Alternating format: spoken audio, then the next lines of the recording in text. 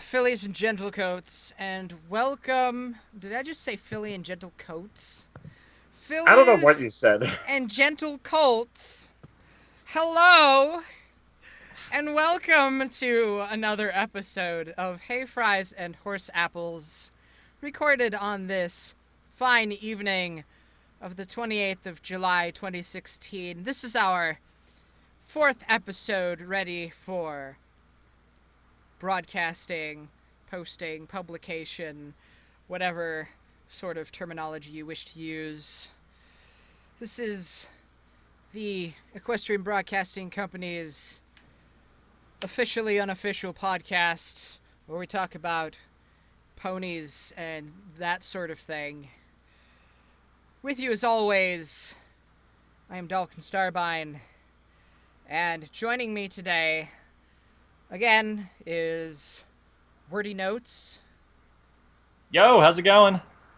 Noteworthy, I'm back! and Soren-the-Owl, but we just call him Duck. Oh, hi! And Duck, what do you do in the fandom? I do lots of vector art. I do lots of music. Primarily, most of my vector art that I've been doing as of late has been for like animation groups and stuff for like Spectra Studios and the like. Nice. Yeah, mostly pony stuff. Well, good thing we're here for ponies then. Whoa! Yeah. I So, like the ponies. we do not have episodes to talk about today on account of hiatus. Well, look at it this way. It was 6 weeks compared to the last one, which was a year. We never want to have that happen again. This is a short Brony summer, not a long Brony summer. Yeah, that was a thing. It was very depressing and barren and crying and sadness and crying and depression. At least we got a decent movie out of it though.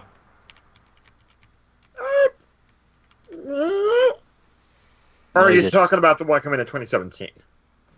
But Well, I was talking about Rainbow Rocks because that came out like during like the year-long hiatus, and that was good. it's true that was that good. did come That was out. good, I yeah. I may or may not own it.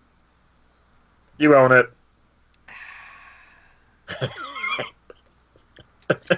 So we do have a couple of discussion topics this episode, however. Yes. Some stuff's been going down in the fandom. And Oh shit! And it's Yeah. not exactly good. It's kind of wow. Just Drama. wow. And wow again. It's like, huh? I thought this was supposed to be friendship and sharing and camaraderie, and I'm looking at this and kind of going, why is this even a thing? Because we should never have gotten this far, Yeah. ever. Well, we'll get into that in a bit, but we wanted to do a BronyCon recap, and that kind of leads into our first fandom thing. So we can open with BronyCon recap, and then that will lead into the horse or die hashtag, which I think is just a fucking hilarious hashtag, to be honest. But It's pretty silly. regardless of whatever opinions folks have on the situation regarding it. But so BronyCon 2016, that was honestly a great highlight in an otherwise just completely crazy ass year. It was Humidity Con. I got to the airport and went, and the entire weekend I was Yeah. like, are we going to die? Do I need to have an IV of water? It was like, 197 with 4,000 dew point, and literally the water was dripping off of your tear ducts. It was horrible. But it was the most fun I have had at a con. Dripping off of your... Period. I'm sorry. I hate to cut you off there, but dripping off of your tear ducts? That's how wet it was. Yeah, it was bad. We were crying where we didn't want to cry. It was sad. I mean, we cried over everything. We cried over the win. We cried over sadness. It was just it's an ongoing thing the whole interesting weekend. place for atmospheric condensation to accumulate. Well, if Toxic Mark were here, he could correct us, but he's not. So he would say it doesn't work that way. In all seriousness, there's a reason why I tend to stay inside as much as possible at summer conventions. Especially since wherever they're at, even if it is in a drier climate, like, say, EQLA, it's still just hot. Yeah. And, that, I don't know how the suitors and whatnot, how they handle being in there in the AC.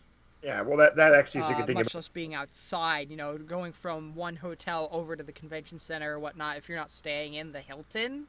Mm-hmm.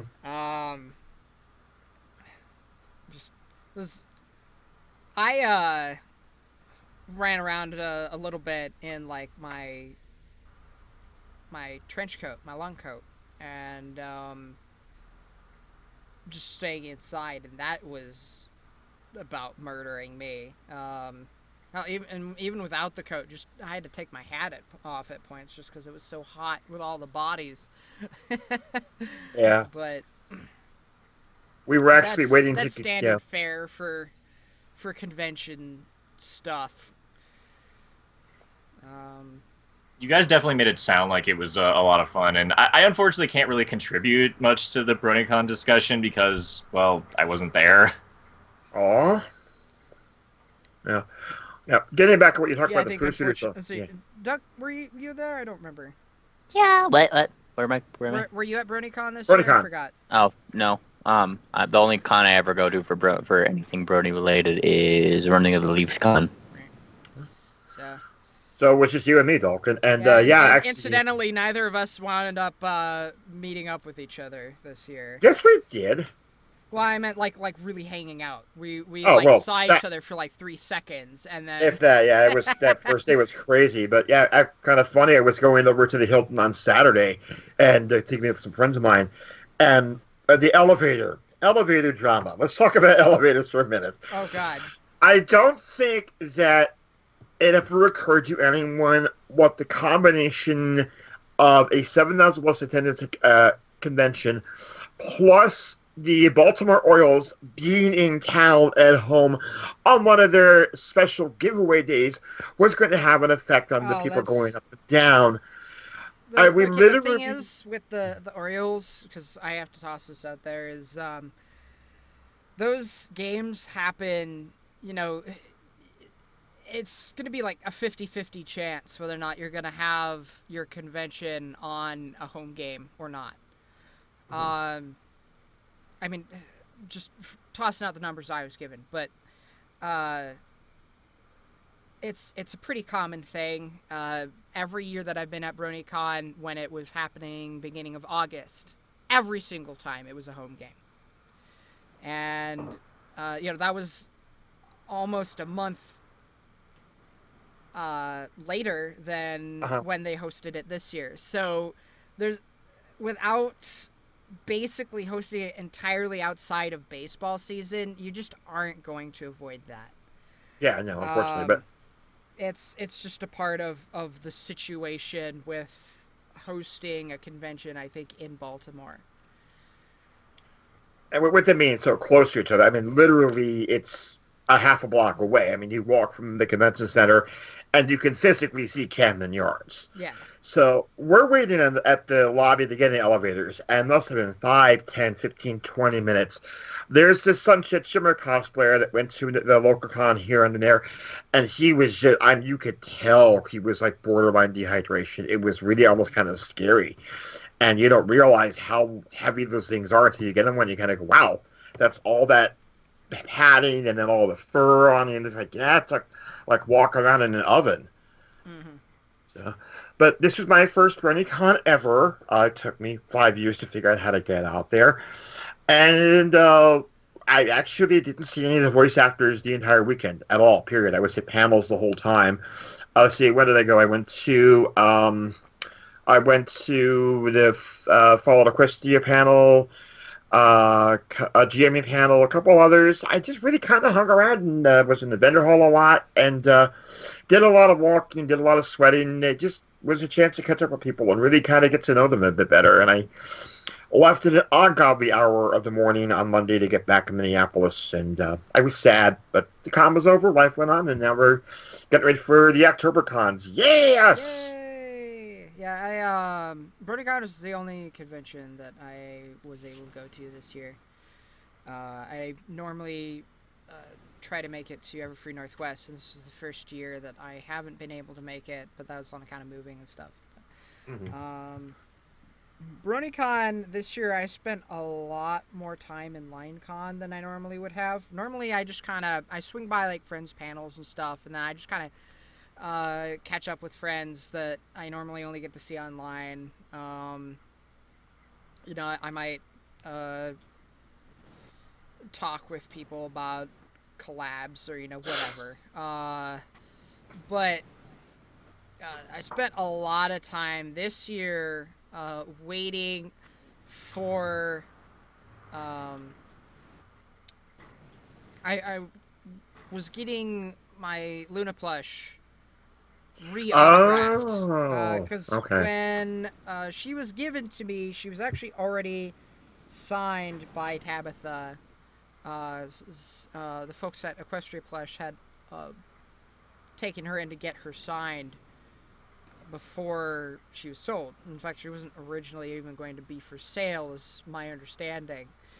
But anyway, so over the past few years, because when I got her, that was BronyCon 3 years ago.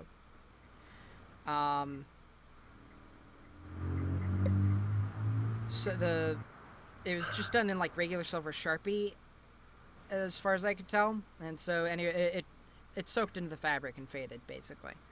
Oh dear. So what we did was we bought a paint pen. I was like, all right, well, we'll get her re-signed, just because mostly at Silverlight's insistence, because I'm not usually one to go get autographs.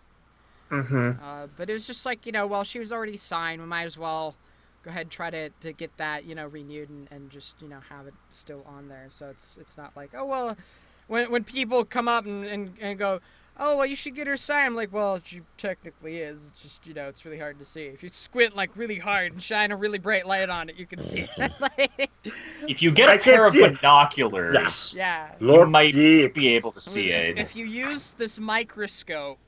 like, Yeah, right, we'll tap into just, Hubble and we'll zoom in on it. So hopefully the hope is that the paint pen will last a lot longer, and you know, then I won't go, you should get her signed. And like, well, she was like, I'll just laser etch it in. Conversation to have. Yeah. Sorry, what? Get a laser, just etch it in right there. That'll last. We're gonna burn this. Just set my plush on fire. No, nothing could possibly go wrong with that. Oh no, not at all. It'll be for science, Dawkin. For science. But I missed several friends' panels because of being in lines for, I think it was a total of like 4 or 5 hours. Wow, man, that's nuts. I was... Okay, part of it was also not just the autograph crap, but I got into the vendor hall because I was picking up the exclusive playmat, because apparently I collect playmats now.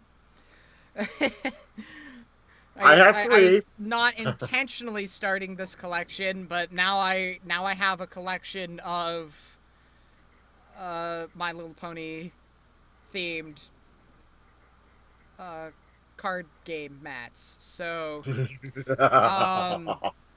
I don't even have all the ones they've made. Most of my mats are exclusives, except for I think one is the second expansion themed one.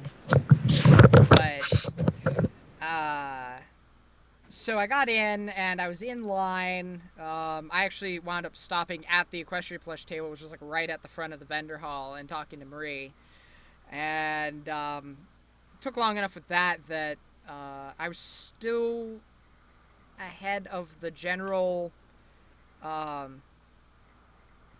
attendance line, like, because I had a sponsor badge, so I had priority lines for the vendor hall and the main events hall.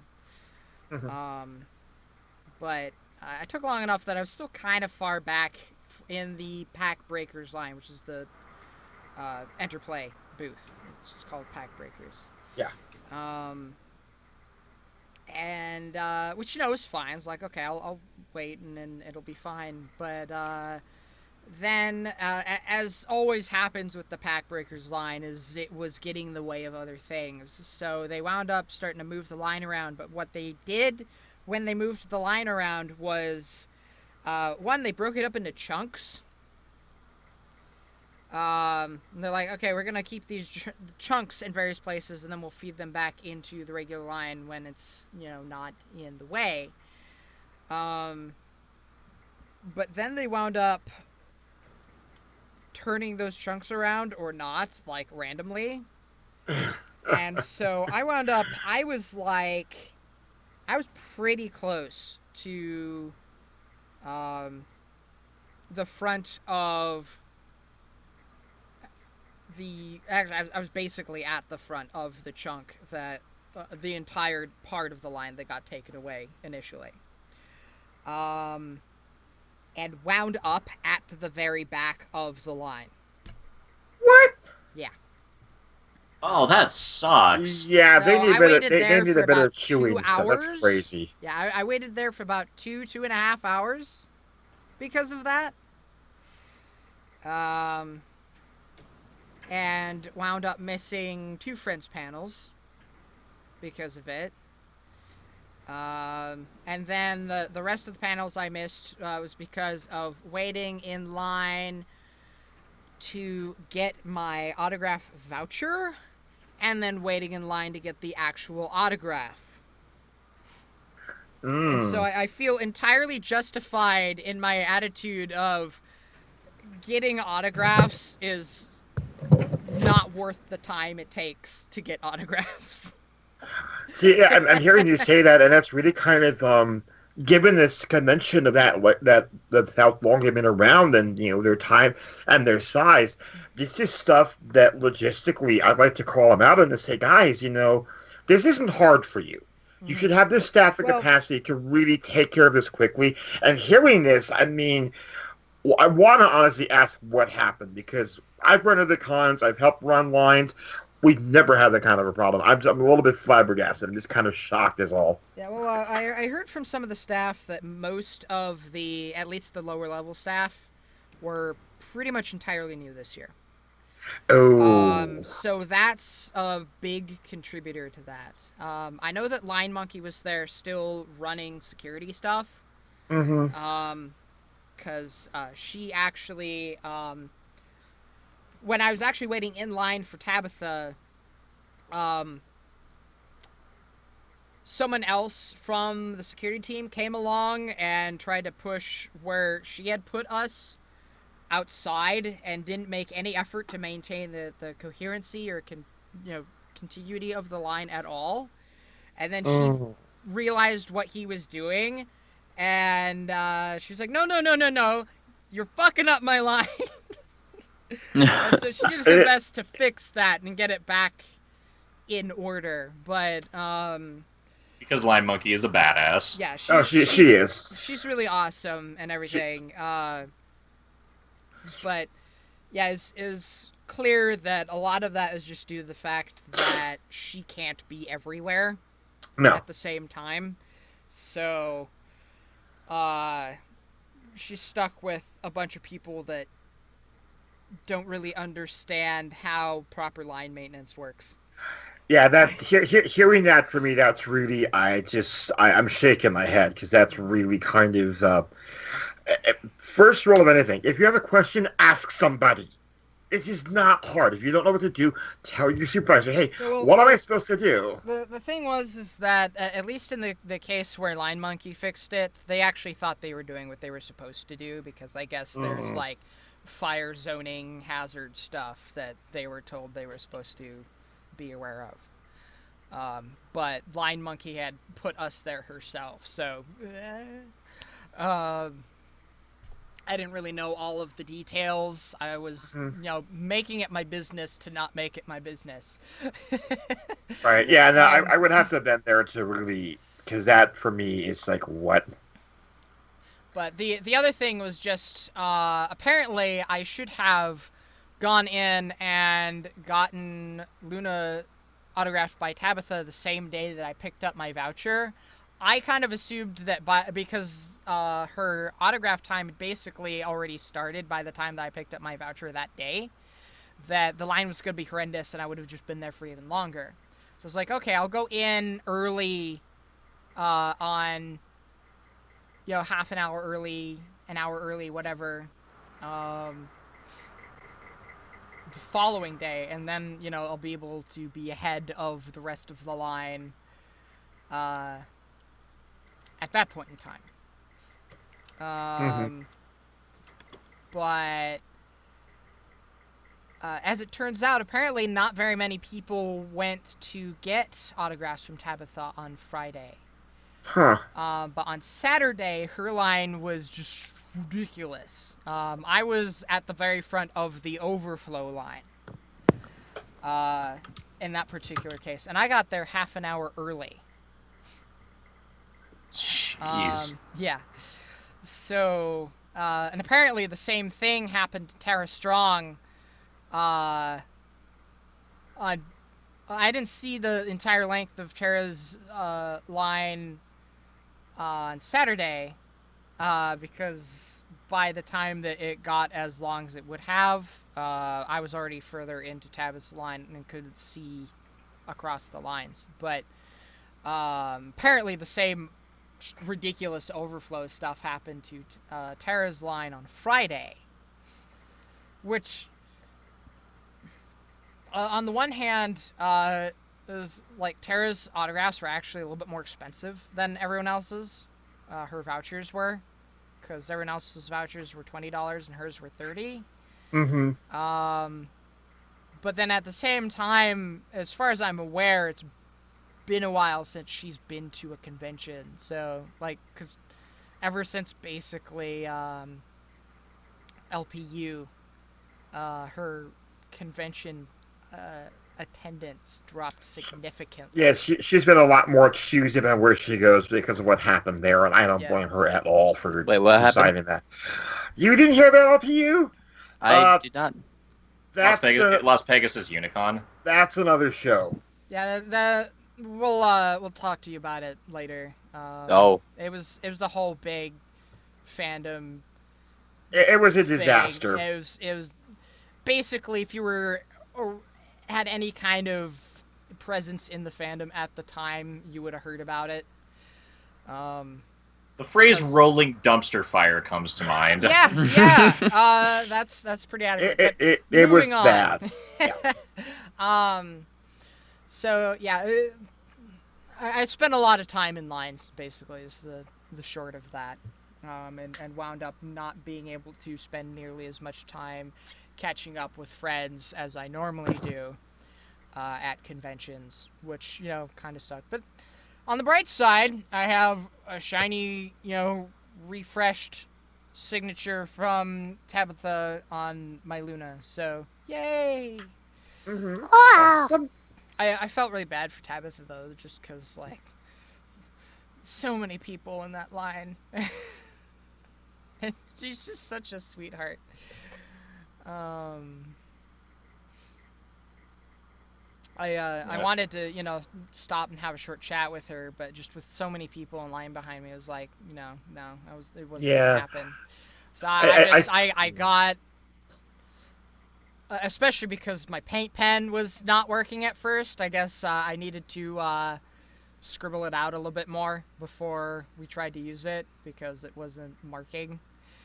Even though I got it properly shaken up and everything beforehand. I was basically spending the entire time the person in front of me was getting their autograph, just shaking the friggin' paint pen. I'm just like, okay, Like, I'm gonna make what sure are you this thing's ready doing? so that I can get my autograph and go and not cause any undue grief.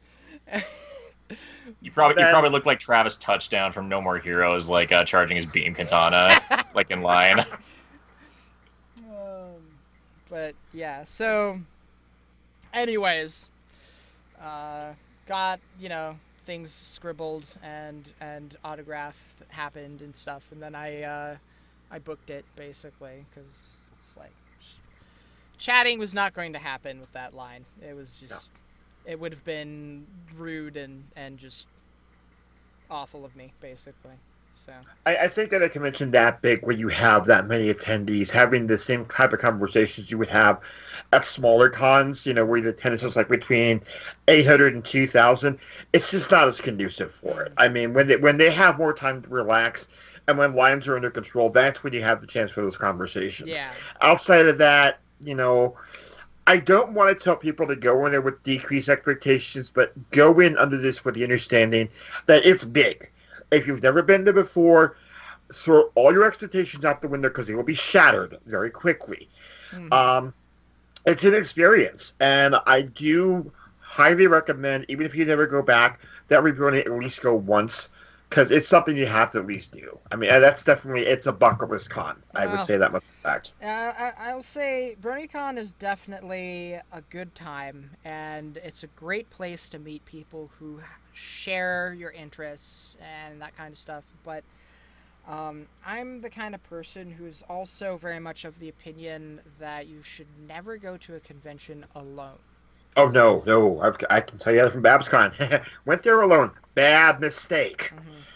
Just things happen, you may not be able to meet up with the people you were wanting to meet up with or anything like that. It's always good to have a group of friends that are attending the convention with you that, you can go back to your hotel room and even if they aren't there at the time, that they'll be coming back, or you can text them and go, hey, what are you up to? And basically then you're not just stuck there going, okay, well, what do I do now? I went to Running of the Lead. That was my first con that I've ever been to for anything Brony related. I went to that one alone my first time. I actually it was kind of it was really boring. So I actually just found some random people. It was like, hey, you want to hang out? That's what I did essentially. Which is about the next best thing that you can do. Yeah, make new friends. But yeah, I'm an extrovert though, so that's easy for me to do. Yeah, just definitely. And that's the thing for me is I'm an ambivert, formerly an introvert. So it was actually through conventions that I was, or I should say, I formerly considered myself an introvert because I was shy, and then I came to a better understanding of how I'm more ambiverted when I got less shy from attending conventions, hilariously enough. I learned a word today. So this probably isn't the best example, given that it's not really pony related, but the first con I ever went to was back in 2008. I went to a soccer con over in Seattle. I went with my anime club that year, and it was a blast just going around hanging out with people. I didn't know what to expect, but I was with enough people who had attended cons regularly, gave me tips on what to do. Hey, you can go do this. You can just, these are panels. There's this dealer shop, which going there was a mistake. For me, my first year, I'm like, oh, there's all this stuff here I can get. Sweet. I bought a katana. Nice. Yeah. The vendor hall is definitely a easy trap to fall into. Tell me about it. Especially so much art. Any money to spend whatsoever. Come with the budget and be prepared for it to be blown, because as much as I can go with it with $300. Not just no.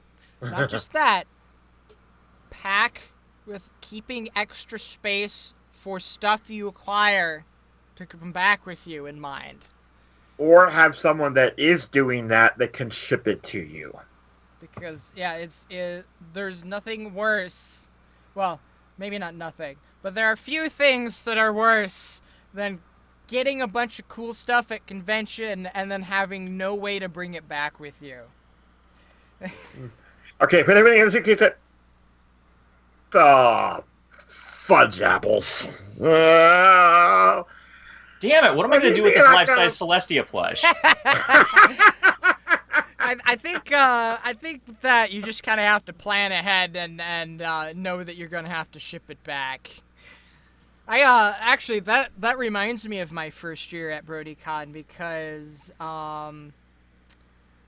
I was... Oh, yeah, your Luna plush was unexpected. Well, no, it wasn't that. My Luna plush was unexpected, but that was at least small enough that you could put it through the X-ray machine, and they honestly didn't care about that. But there was somebody else, when I was at the airport, that had gotten one of those gigantic plushes, like, it was a Twilight, and it was like twice or three times as big as they were.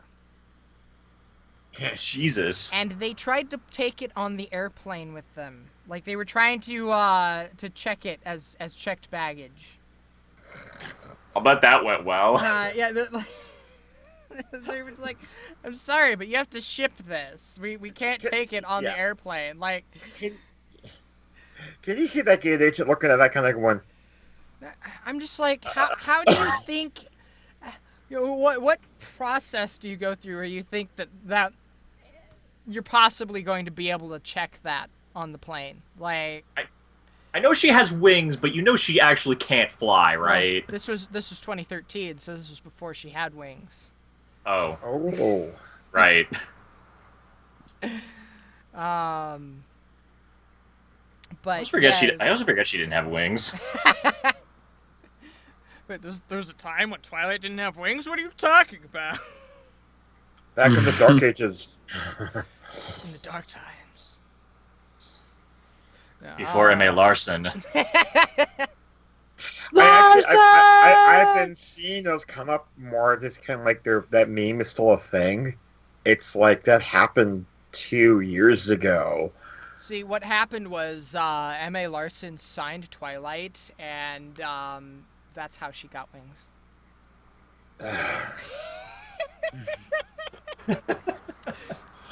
Okay, then. Anything else we want to talk about BronyCon? Oh, yeah, we did not get eaten alive by the mutant rabid crabs that live in the Baltimore Bay. That's the thing. We didn't see any crabs the whole weekend. I don't get the whole rarity versus crabs thing. It's a permutation, as far as I know, of the giant enemy Metal crab Gear, meme. Yeah, Sorry. Metal Gear Solid thing. You might be better at explaining this, actually.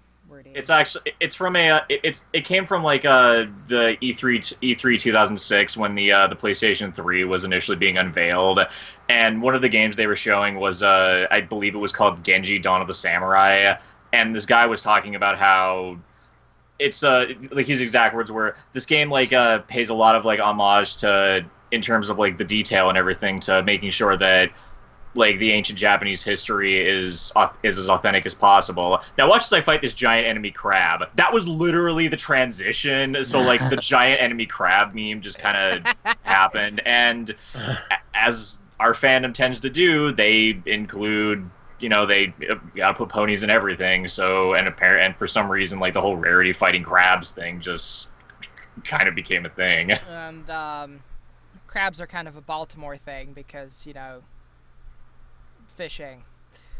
Yes. Although I'm actually surprised I didn't see any crabs this year. Like, you know, usually, like, at least on the art or something, you know, you see crabs because it's a Baltimore thing. But I didn't see any of that this year. Now that I think about it, so maybe the meme is old. I guess. I don't know. It got old and died. There's some memes that tend to stick around and last a lot longer than others. Yeah. What is the long? I think Bad Luck Brian is the longest running meme so far. Yeah. That's Um, that one's been around for friggin' years. oh yes, BronyPalooza was a good time, and a lot of folks that I'm pretty sure I remember saying, maybe they didn't say it publicly, but I'm pretty sure they're like, oh, I think this is gonna be my last convention, and then I'm done with Pony, and then they were here. So, but you know, I'm not complaining about that, honestly. I wasn't there for the entire time, but I was there for a good chunk of BronyPalooza, and it was a really solid lineup, a lot of good music. I danced with lightsabers. It was great. Were those your custom ones? Yes. Nice. Yeah, I had him on super strobe mode and everything. It was fun. A couple people took video and photos of me. I haven't seen them pop up around anywhere yet, but I don't know, maybe they just didn't turn out so great, or who knows. But it was fun times anyway, and I did actually almost wind up hurting myself from doing it too much, pushing myself a little bit too hard. My left wrist was in significant amounts of pain. Oh dear. I'm fine now. It's all good. Okay. I managed to tone it back before I did any permanent damage. I know the feeling, dude. After after Brony stock, the first year I went at Everfree, I couldn't walk for like a week. Yeah. My arms were tired. I will tell you what. I'll tell you what. You'd think I flew to Baltimore or something. Ugh. But yeah, it was good. It was good. It was fun times. I thought it was something I thought was really cool that they did this year was the space they had BronyPalooza in this year. They had one of the convention center food stands, like the ones built into the walls in those areas. They had one of those open there. Oh wow! And there was actually Dippin' Dots open right next to it. I thought that was brilliant, because people could get food and drinks. At the convention was actually a snack vending machine and a Coke vending machine at the top of the stairs that led down into the Hoofbeats area as well. That's a really, really good idea. So yeah, it was great. There's also then a bathroom area in there as well. Actually, they were on either side of the stage, incidentally. So yeah, it was plenty of access to food and drink and ice cream if you really needed to cool down. And I think that was really smart because, like for me, I forgot to pack my water bottle. And so it gave me access to something to hydrate with. So I didn't have to go all the way back to the room to grab something. Or at least, halfway across the convention center. And, for folks that got hungry, like, during the concert, because the concert's, like, 6 hours, I think, 8 hours, something like that. I forget off the top of my head. Each night. So, you're doing that for that long, some people do stick around for the entire night, both nights. I've done it before. You get hungry. So I thought that was pretty cool that they had that there. I think the main reason probably that they haven't done it before may have been just concerns about, people leaving food around on the floor, trash, that sort of thing, because that also does happen. By the way, folks, if you're listening, if you go to really anywhere at a convention, but especially at the concerts, because a lot of people leave trash around on the floor, don't do that. Yeah. It's not considerate at all. People are trying to dance around on the floor and just have a good time. And if you're leaving trash on the floor, it's not just rude; it's actually a hazard. So please don't do that. Be considerate. I've been to these type of events. I've been going to cons for quite a while. About 8 years now. Events like these, there are garbage cans everywhere. There are. They're all. There is no excuse whatsoever. There's several garbage cans in the concert space. There were several immediately outside of it. I mean, there's no reason why you should be just leaving trash lying around on the floor. Don't do it, please. Mm-hmm. This has been a PSA on how not to be a douchebag at a con. Yeah. Exactly. Yeah. So. And leaving off on that note, that brings us into our next discussion topic. It's a segue, ladies and gentlemen. We're sliding into the next subject. So, Which is about... It's about... Am I doing drama right? Sure. Why not? It's about music.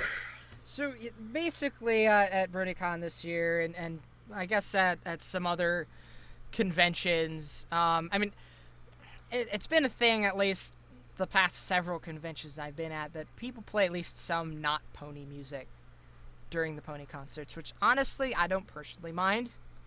Some people take issue with it. I think the biggest issue people have, what I can figure from looking through the Horse or Die hashtag on Twitter, which it's so funny. I'm sorry.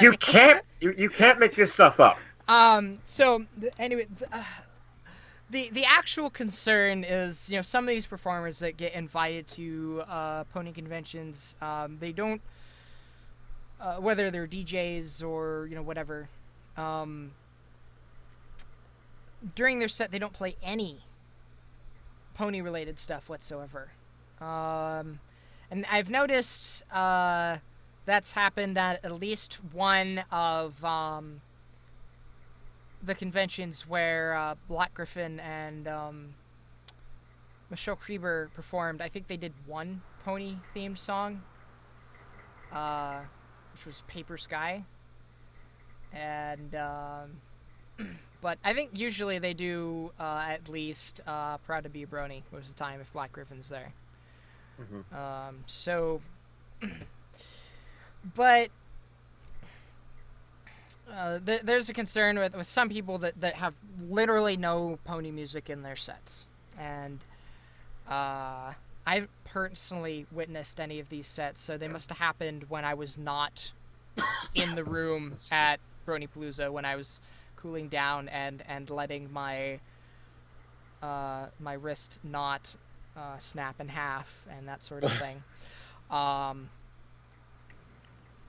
But I don't know. I can see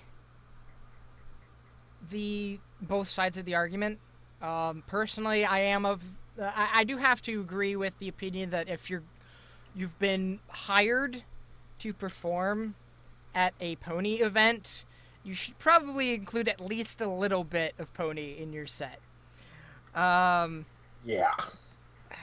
My roommate is of the opinion that it should be at least half, which I can't say is unreasonable to ask for given the theme, which I think is the important thing there is as a performer, you do need to play to your audience. So, it does just make logical sense that if you are performing at a pony convention, that your stuff should be connected to ponies in some way. Especially if it's something that's as, it's widespread, but it is still kind of considered like a bit of a niche audience as well.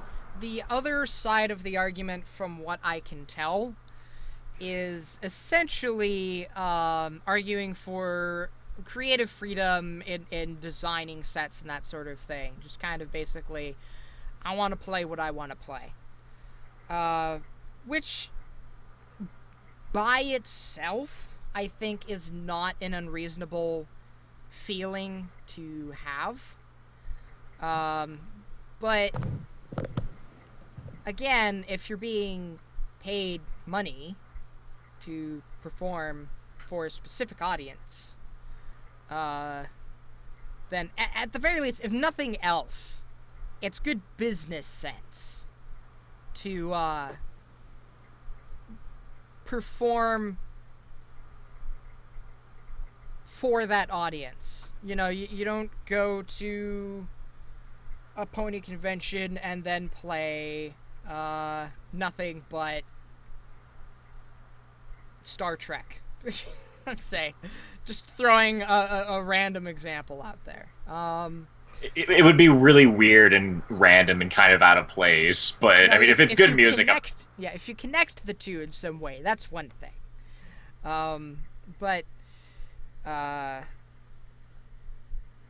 point is from a business perspective, then, if you don't play to your audience, I just don't see anyone, at least, if the person hiring you has any sense, they're probably not going to hire you again if you don't actually play to the audience, because it's just, you don't hire someone who is not going to be a return, bring returns on your investment. Yeah. Which in this case, you're at a pony convention, you play pony stuff because that's what people are there for. If people paid money to go to a pony convention and experience pony stuff, and then they don't get that experience, they're going to be unsatisfied and less likely to return to that event. It's like if I paid a carpenter a lot of money to build a house, and then he ended up landscaping the yard. I'm like, all right, cool. I'm glad you did that, but that's not what I paid you to do. That's a bit more of an extreme example. I would say, the analogy would be a little bit more similar to, you paid them to do a specific layout of the house, and then they did a completely different layout entirely. Yeah, that's true. Yeah, you still got a house, but it wasn't the house that you paid for. Yeah, this isn't what I expected or asked you to do. Why is it shaped like a triangle? It makes sense to me. Alright, I guess I have a pyramid now, thanks. Never hiring you again. Duck, you got any input on this? Not exactly. Not that I can think of. I haven't been to enough cons to. That's fair. Yeah. I can't necessarily speak from my experiences. My department has not been that involved, but I really agree with what you said. Is that people come to a pony convention with the expectation there's going to be a consistent theme. I think when you have known artists that are showing up, okay, this is what they produce, this is what they do, this is what I'm going to hear. Then when they go off the radar, that's when they kind of go, wait a minute, why are they doing this? This is not what they've written, this is not what they performed before. When you have a new artist, I kind of got to throw a caveat saying, wait a minute, you don't know what this person does. They could have like one song that they've played 9 billion times. They need something else, and then maybe at the end of your set, you'll get that one song. It's really, it's a programming issue and also knowing the expectations of the crowd. Yeah.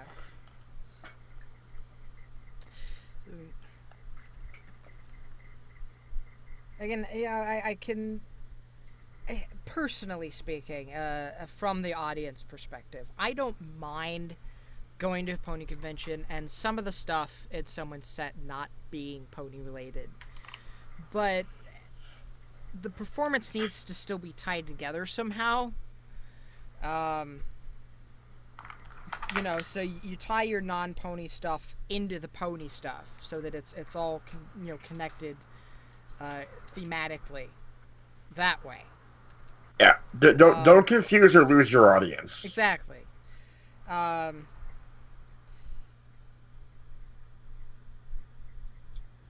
So that's what I have to say about that.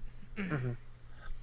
I don't really have as nearly good of a transition planned from Horse or Die to the KP stuff.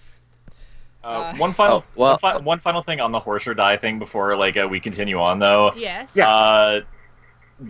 I think this honestly would have been like a really this would have been a great thing to have like Midley back again, because I'm really curious about what his thoughts and something like this would have been. Yeah, we had definitely would have been good to get his input on this. He has performed and DJ'd at stuff, and I know he made some tweets on the subject as well. But yes. Well, I mean, since we're talking about volunteer work and stuff like that, and I don't know, people who get paid to actually do the thing that you want them to, that kind of brings up the concept of volunteer work for big projects and community videos and YouTube videos and stuff like that. Yes, that is there's very your segue. Good yes, segue. Thank you. Segue. Segway. That's the word that I'm using now. Segue. So let's okay, man. That works. Okay, so yes. New English here. Volunteering on big projects, getting paid for stuff, whatever. Yay! I'm sorry, Doug. I ruined your segue. My trans segue. Your trans segue. So, a Twitter popped up called Anon-KP Leaks, I think it was called. That's it. Yeah, that's it. Yeah. Yeah, here we go.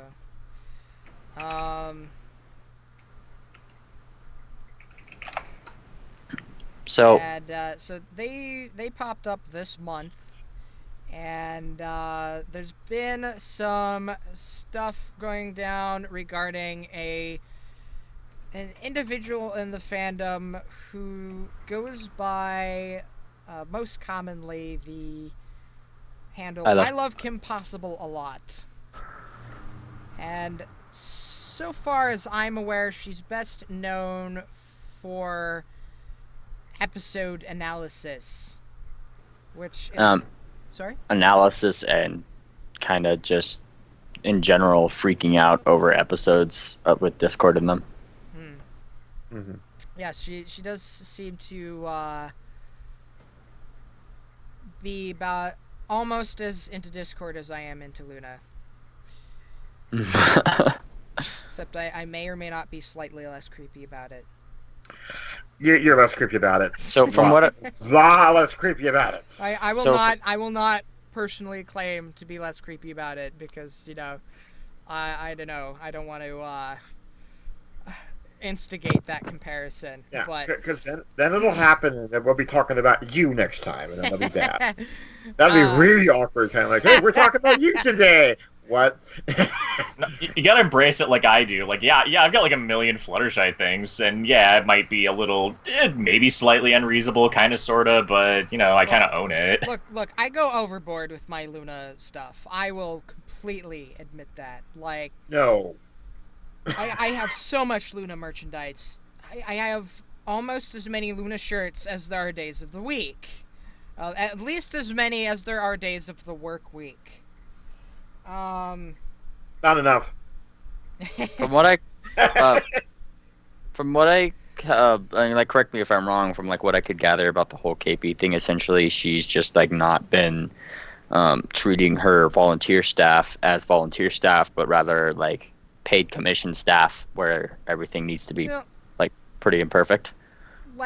I would say yes, but also no, because at least based on the evidence presented here and elsewhere that I've seen, she doesn't treat her staff, quote unquote, so much like staff as much as just kind of there for her, period. Like, even if I was in her position paying people to do that, I would not treat them as poorly as it seems to me is being described in many of these cases. I've seen like a lot of the things that like I don't know they've shown on like 4chan screenshots and stuff like that about like how nitpicky she does get about some things, and I have to say, as a background artist in another studio, seeing the things that she did say really annoyed me personally, because the backgrounds in her most recent animation were like freaking awesome. Like I commend those background artists, all the animators, the entire team and all.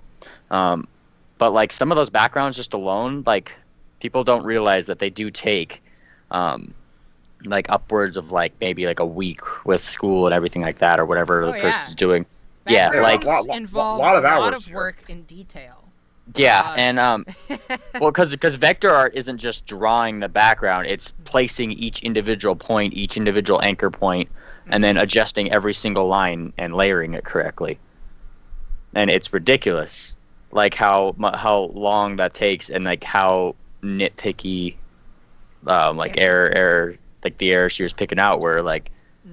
Sometimes those backgrounds, even though they take hours to make, are only shown for like all of 5 seconds, and it's just like, well, even in that situation, like why would you be that nitpicky about like a 5-second clip? I mean, I will not say that I have never been nitpicky in regards to running the radio play, but at the same time, usually I will say that, like when I'm pointing out critique on quality assurance of an episode. When I am pointing something out, I'll go either, this is a major problem and needs to be changed, or like, this is a tiny thing and like, if it's not too much work to change it, then can we please change it? But if it's like, if it's a tiny thing, but it would be really, it wouldn't take like just 5 seconds to fix, then it's like, we'll just leave it because it's not that big of a deal.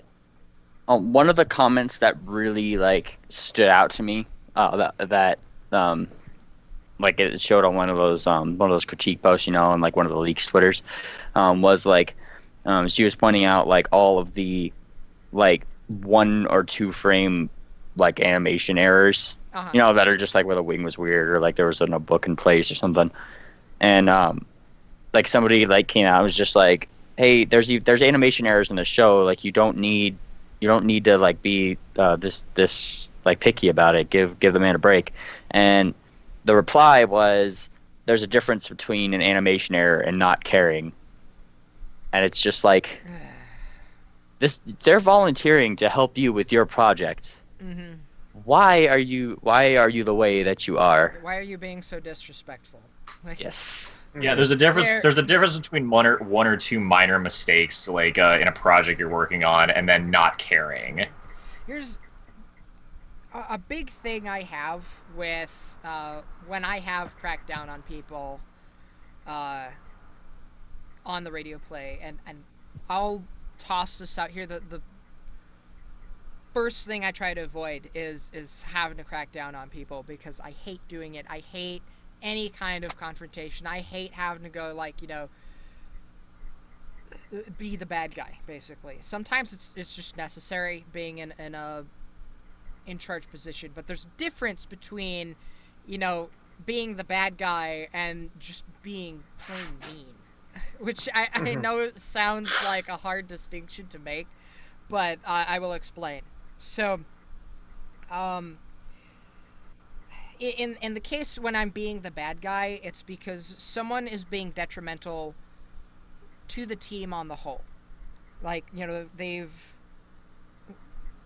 I guess first I should establish, like, what we expect as part of the radio play team is, first thing is we establish communication. So we make sure that the team is able to communicate with, you know, different people with each other, and most importantly with the people who are in charge of their team, and like with myself and radio and that sort of thing. So that, you know, if stuff happens, then you guys can come to us and we can get stuff figured out. We can help you. Because that's what, as a leader, we are your support structure. We help make sure that everything moves, you know, all the moving parts work together smoothly. Yeah. We're not here to just go, you need to do this, you know, and you need to do that. We're not just here to bark orders. A discussion actually that we had in the past was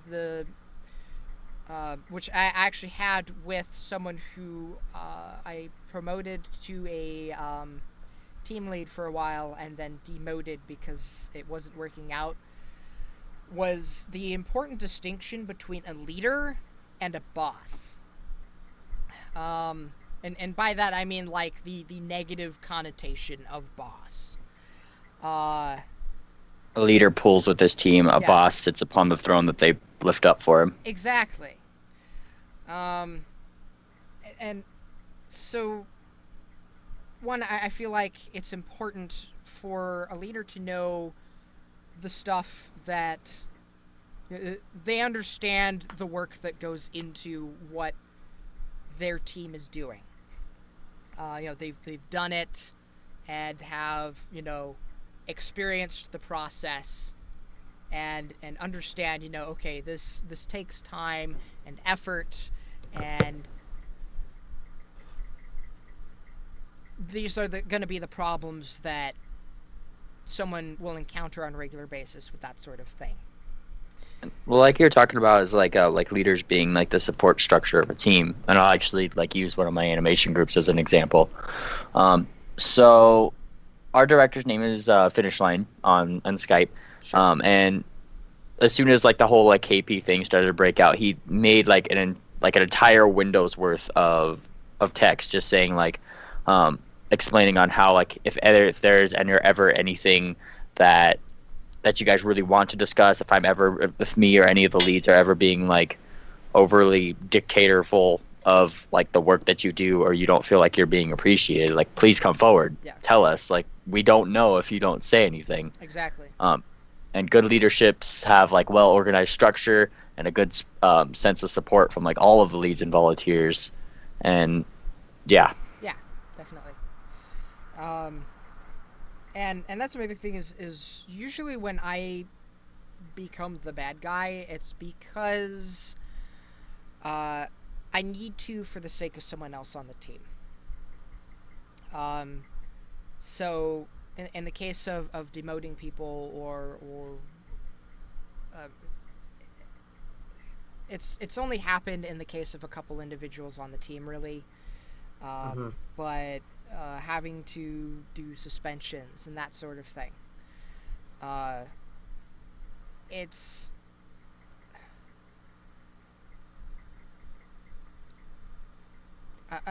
because it's a volunteer project, everyone is donating their time to the project. And so for me, it is important then that other people on the project aren't being disrespectful of the rest of the team by wasting that time.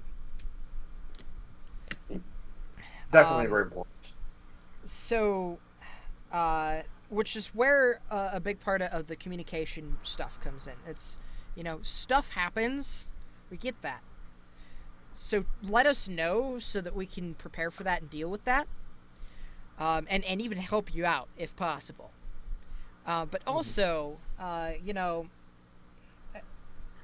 it's why we talk about expectations in terms of when stuff's gonna get done, when we talk about deadlines, like, one of the big things we do is, or at least have historically done, we've kind of experimented with a couple different formats with doing deadlines, but the main thing we've historically done is basically we go, when can you get this done by? Like, reasonably speaking. And, then we work that out with everybody else that's working on that aspect of the project or whatever, and then we establish other deadlines based on that. And so then we do expect, then, having established what people have said from their perspective, I can get this done by X date, that you're going to get it done by then. And then, if stuff happens, you come talk to us, we get that figured out. And I feel like that's a reasonable way to go about it with a volunteer project, is just, you know how much time you have available to you. Mm-hmm. And then at the end of the day, like, school, for example, like, because that's the big one, in particular with the EBCs, we have a lot of college students on the team. And for the vast majority of my time with the team, I was also in college myself and working for most of that time as well in some job or other. So I completely understand,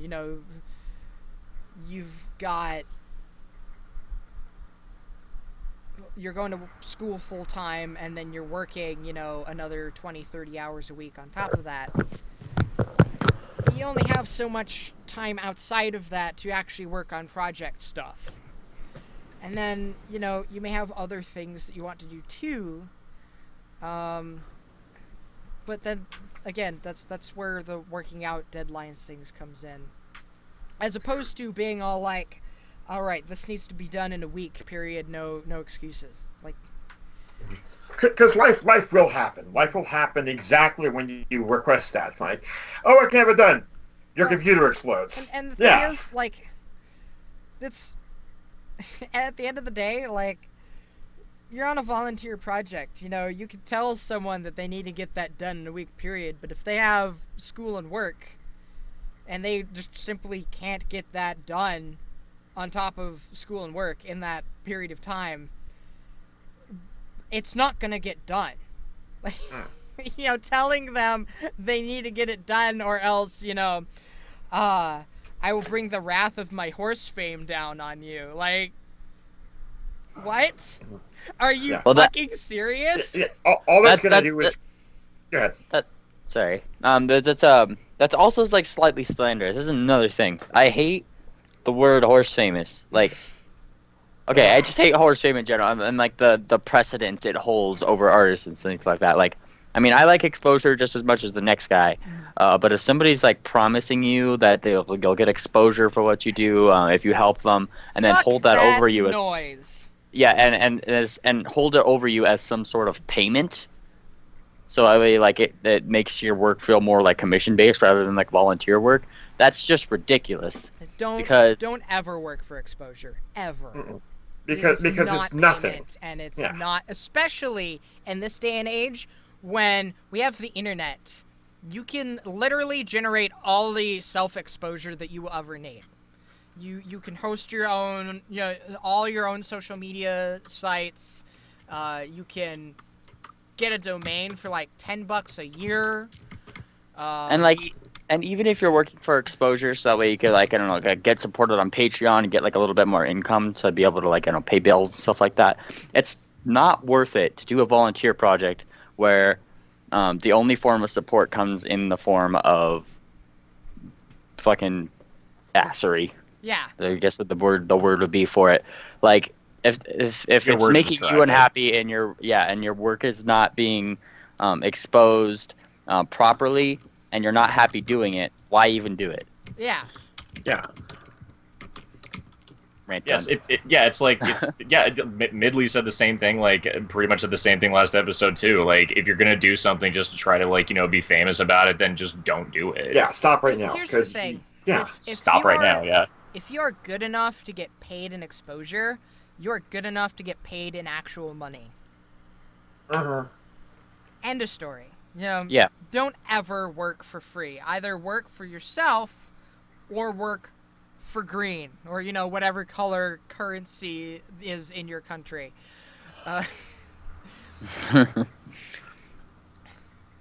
In Japan, it's pink. Yeah. Is it really? In Canada, it's supposed to be syrup. I've seen pink Japanese bills. That's awesome. Well, the yen, I guess that wouldn't be called bills. Yeah. But going back to like the going back to like the horse fame thing though, I think it's funny, but that's just because I've been reading through like the Anon KP Leaks like Twitter a little bit. I think someone like actually they retweeted something that made a good comment on it. Anyone who uses the word horse famous unironically, or who uses it unironically, there's some issues there. Guys, I'm totally horse famous. I have 450 subscribers on my YouTube. Listen to me. I've got a small group on DeviantArt that kind of sort of like some of the stories I occasionally put out. Well, alright, so we need to pool our horse fame. Oh wait, we already do that, don't we? Oh, okay. What the hell do you think this podcast is? If you can become horse famous, I feel like you can use those talents to further other pursuits that you're good at. Mm-hmm. So like vector art, for example, like I have like 200 or so followers on DeviantArt, so that's my level of horse fame, I guess you would call it. But I apply my vector art skills to like actually get paid for like doing logo art for like billboards outside my school, for doing like FBLA things, competitions, things like that. I apply those skills to other places. Horse fame itself does not hold any sort of like reserve for you in the political or corporate world for advancing your future. That's what makes it so hilarious, is just that some people take horse fame so seriously, like it's this big deal, when really it means absolutely nothing. It's a joke. I mean, it's literally a joke. Yeah, horse famous was started to be a joke. So actually, when did how long has like horse famous been a thing? Since like 2 years ago. I would say ever since Equestria Daily started gaining ground. So the way actually, I know what happened. Mando Pony recorded a song by the very same name. Well, I think that's when it really started going. No, that isn't where it came from, though. Actually, Fenning coined the term, and it was a joke within the musician community. Mando Pony then recorded the song based on the joke. Oh, okay.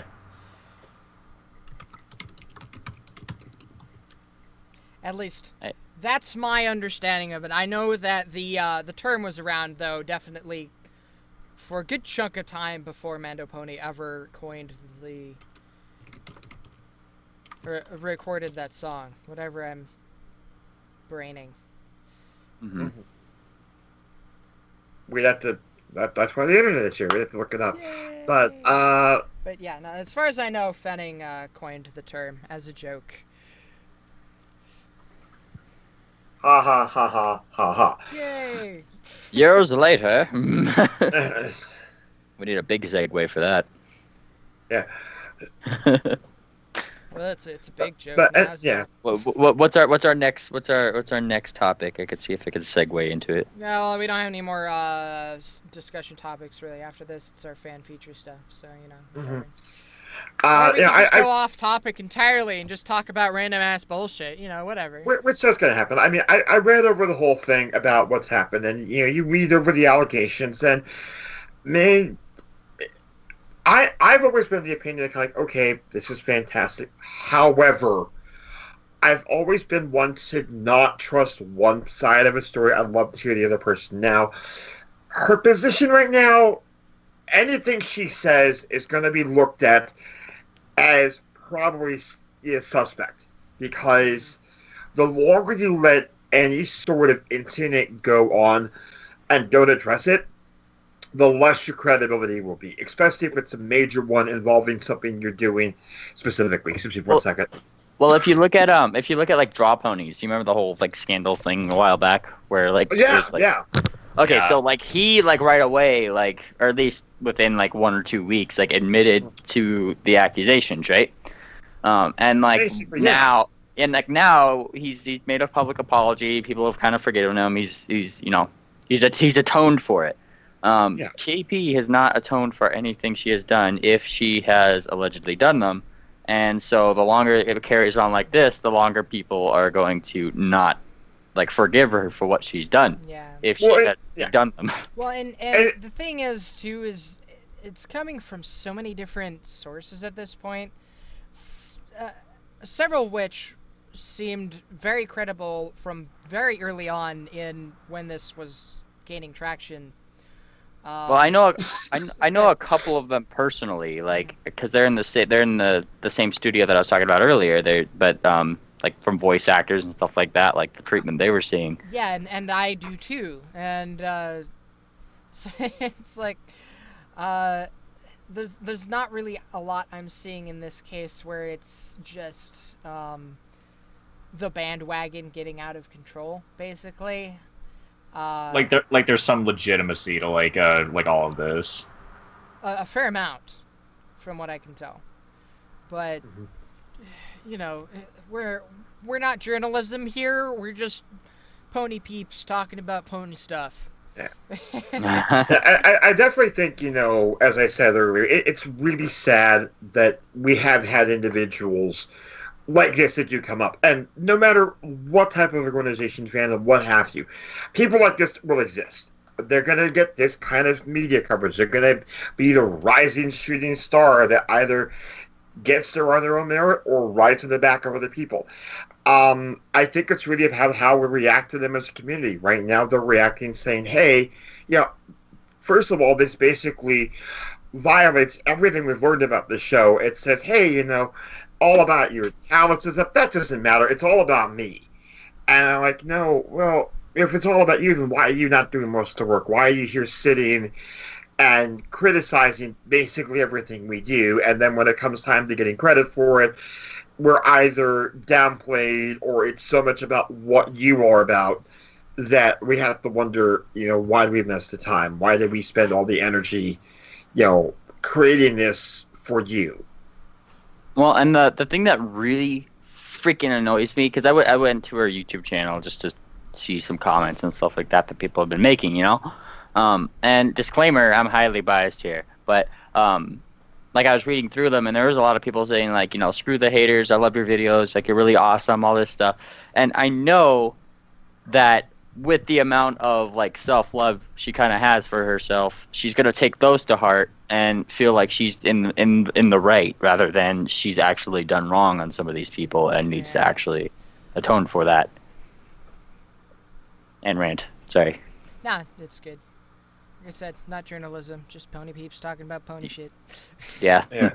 That's why disclaimer, I'm kind of biased on this whole thing. Yeah. At the end of the day, I mean... I do have to admit I have pretty strong feelings about this too, because it did get me thinking a lot about how I've been running things with the radio place ever since I basically wound up in charge. And, you know, being a little bit more critical of the times when I have been less than entirely kind to people and that sort of thing. Just assessing, making sure, you know, have I been justified in those circumstances? You know, have I been fair and right and that sort of thing?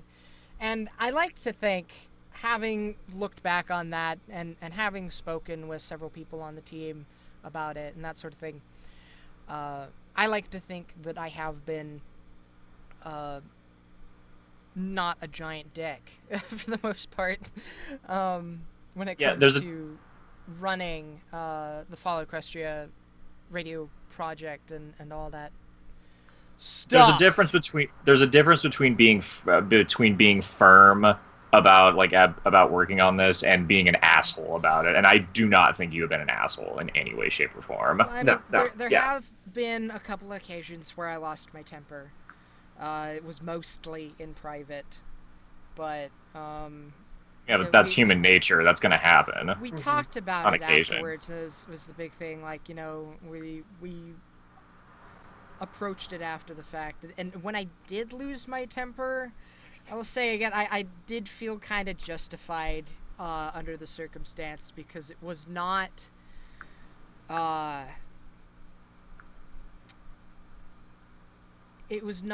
out of a self-righteous thing so much as well, the most major example I can think of was basically an instance that happened where I'm not going to mention any names. It happened in a private chat, and it doesn't need to be aired out here because it's already been resolved and everything. But an individual in the admin's chat at the time directed some completely undue and unfair comments at another member of the team, and I became very irate in their defense. And yeah. But that's one of the few times that I've ever really legitimately exploded at anyone on the team. Mm-hmm. I've learned over time, and this is just from me doing what I do for a living, is it's really hard to not say what's coming to your mind at the first run when you're not trained to do that. When you react to stuff, of course you're just going to say stuff, and that happens. But when you can take a minute and go, okay, I'm angry because... When you take that and put it in a constructive manner and then get a discourse established where that person doesn't feel like they've done something wrong, or, by the end of the conversation you shamed them, when you can say, hey, this happened, let's discuss it. Well, I mean, in this particular case, they did do something wrong, and I made it clear to them that they did. But when we discussed it, we laid that out on the table. Like, this is what happened, and this was why it was wrong. Mm-hmm. But at that point, when we were talking about it after, it was less, attack and more just explaining positioning. Whereas when I was angry, it was just basically I was lashing out because in response to, again, completely unjustified comments and slander, like straight up just lies and slander. You were mad and you wanted to defend your friends. I get that. That's perfectly normal. So as you've said. Yeah. It was inappropriate behavior, and I was responding. I felt appropriately to the inappropriate behavior. But I digress. Yeah. And it's that particular circumstance way gone. It's already been handled. It's done. There's nothing more to happen from that. I was just using it as an example of the fact that I haven't really exploded on people very often on the team. I get frustrated a lot, certainly, but I try not to take it out on people especially unfairly, which is the vast majority of the time. So,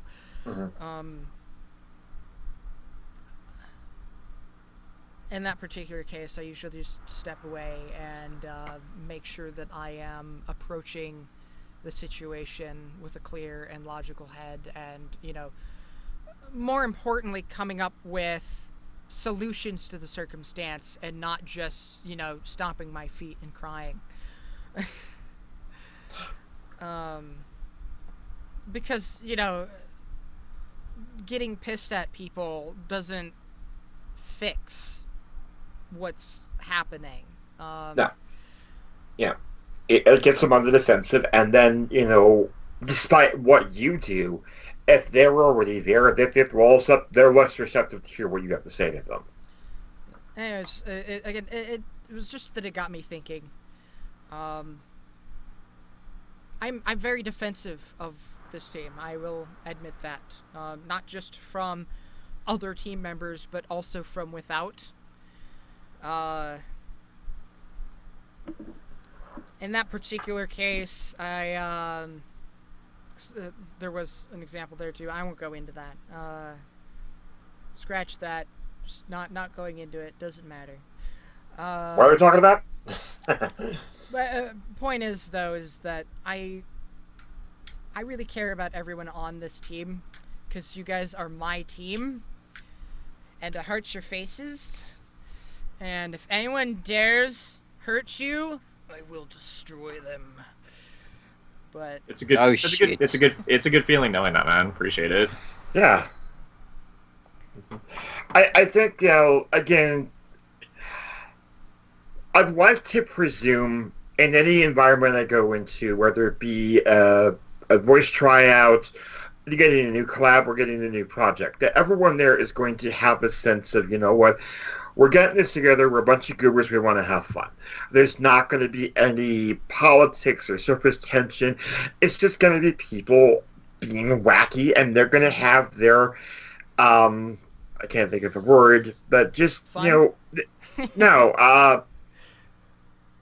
Well, fun's a good word, because I can't think of what I'm trying to say, but there are differences. Things that just make them, they're oddities, I think is a good way to say it. Things just kind of go like, okay, that's how you do that thing. Okay. Yeah, well, we definitely have a lot of varied individuals on this team with different skill sets and different approaches to things, and that's, in my opinion, part of what makes our team so good, is because it's so diverse, and that in the face of that diversity, we're able to not only come together in spite of it, but embrace it for what it is. Mm-hmm. Because we really haven't had a lot of drama on this team in the past, 4 or 5 years that it's been around. I can count the number of incidences on one hand that I am aware of, and every single one of them have been solved amicably at the end of the day. So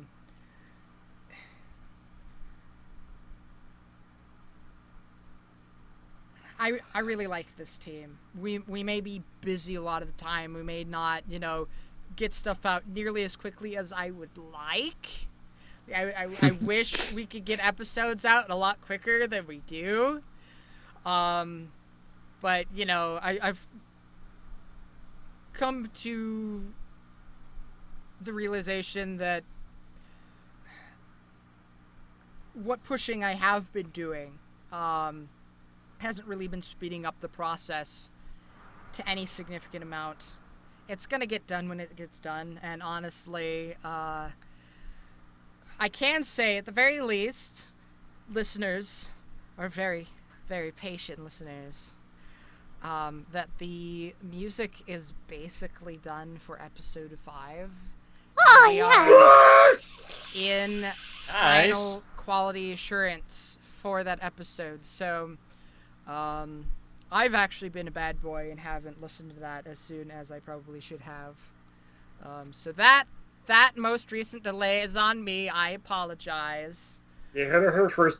You heard it here first, people. Hashtag soon. Although very soon. I did delegate over BronyCon weekend, and no one picked that up. So Well, it was BronyCon. You expected it's actually going to work? What are you, crazy? Well, there are plenty of people that weren't at BronyCon. Yeah. Oh, you jerks. I'm so sorry. I had other engagements. Unfortunately, some of them were kind of tragic. And What I'm is not more joking. important than pastel horses? I don't really want to get into it because it would be kind of depressing. So I'll tell you like on the off show. Or Family Oh. issues. We'll call it family issues. Is that a Now good I way to feel say it? bad. Yeah, we'll go with that. No, it's cool, dude. But Hashtag basically, life You happens. made me feel terrible. but basically, once we do final QA on the episode, I just gotta go listen to it, do my notes, hand him off to Warbalist, and once he finishes doing that, since it doesn't seem like anyone else is going to be going through doing QA on it. Thank you, by the way, Duck, for listening through the episode. Yeah, no problem. Because Duck is a very helpful and productive member of our team. Wang. But yeah, How so about I you need to do my lazy? personal final QA of the episode. Once I give it my green stamp, it will be good for publication, and we'll need to wait for Ace to finish the art. But he has allegedly, he said he was going to start on it. I don't know if he's actually started on the art yet. I think you might need to check up on him today. Say, So- hey guys, how's it going? I'll poke him about that. But once the art is done, and I have given the episode my stamp of approval, it will be out. So soon, TM. Yeah, we are making progress, ladies and gentlemen. Again, thank you for all your patience. I mean, we are doing the best we can with, as we discussed prior. We are volunteers. This is a volunteer army doing an amazing undertaking, and I want to say to everyone who's put in a lot of man hours, doing voice work, doing the music, thank you, thank you, thank you, thank you, thank you. We could not do this without you. It's an amazing team, and I love all of these guys and gals on our team. And potentially Ducks. so did others. Yes, Ducks as well. Yay. But you never buy me anything. What's up with that, man? Come on. Because I'm a duck. That's why. Oh, That's why. fine. So I guess We're to very, very, very, very, very, very, very, very, very, very, very, very close to releasing episode 5. The QA process really takes a little bit longer than the actual runtime of the episode. Once I just get the time to actually sit down and listen to it all at once, so that I can have it all in context and have appropriate notes set aside and all that fun jazz. Art obviously takes a bit longer than that, but like I said, hopefully Ace has already started on the episode art. And Yes. then Yeah, Rory, did you have something right there? I thought you had a thought for a second.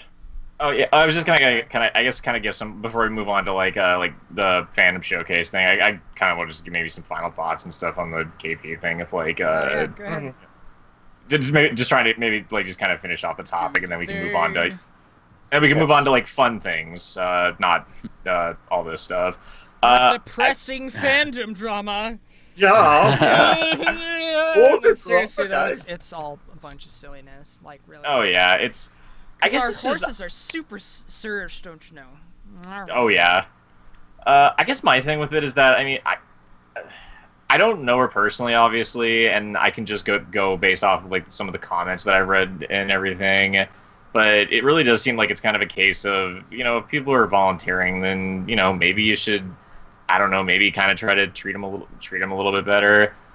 It's also a thing too that I'm also going to give a disclaimer too. I have not watched any of her videos because it's mostly just a thing. I don't follow like any of the people who do like analysis videos like in the fandom at all, just because it's not something I've ever had a particular interest in, to be completely honest.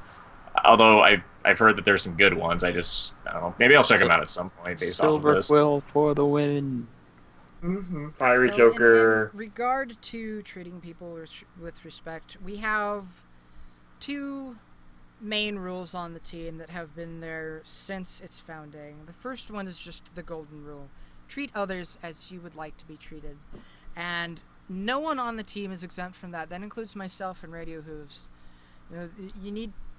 Everyone on the team is expected to treat others with respect and dignity that they deserve. Not with assery, as previously ordained. Yes, not with assery. Or ass-hattery, even. Yes. Oh, damn. Yeah. That's some sir stuff right there. Super sirs. The other one, which is kind of relevant to the bits on Fluttershy's baby and whatnot, and some other stuff potentially, is our rule number 2 is making sure that everyone is appropriately credited in our stuff. If someone is not credited appropriately, I guarantee it is due to a mistake, and if it is pointed out, we do our best to fix it as soon as possible. Mm-hmm. And here's an odd thing: if people don't want credit or they don't want the real names, don't list them. Yeah, some people like to function under a pseudonym for a reason. There is a reason why on our big roster, one of the categories is preferred crediting. It was something that I added in after we did encounter some issues with improperly crediting people, so that we could have documentation on how, because we do have a lot of people on the team, of how people would prefer to be credited. So it's something I have everyone fill out when they join the team proper, is how in EBC works, how they want to be officially credited. I haven't actually added everyone on the podcast, Zoember, to the proper team roster yet. But that's part of the reason why I asked, especially after this snafu with Noteworthy during one of the earlier episodes, with improper introductions, with how folks want to be introduced and put down on the show notes, so that we have people properly credited on the podcast as well. 'Cause it is important. Oh my. Yes, very good. That's So, great. with our super serious horse stuff, we have super serious horse arts. Oh shit. Completely serious horse highest, arts. of the highest caliber. So with our horse arts, and I don't know if we're all doing arts today. I don't know if we have any music today. No music, I don't think. I didn't see. Well, there's no musician all here, my links so. here are DeviantArt stuff. So, we actually have 2 musicians on the call today. Okay. Oops.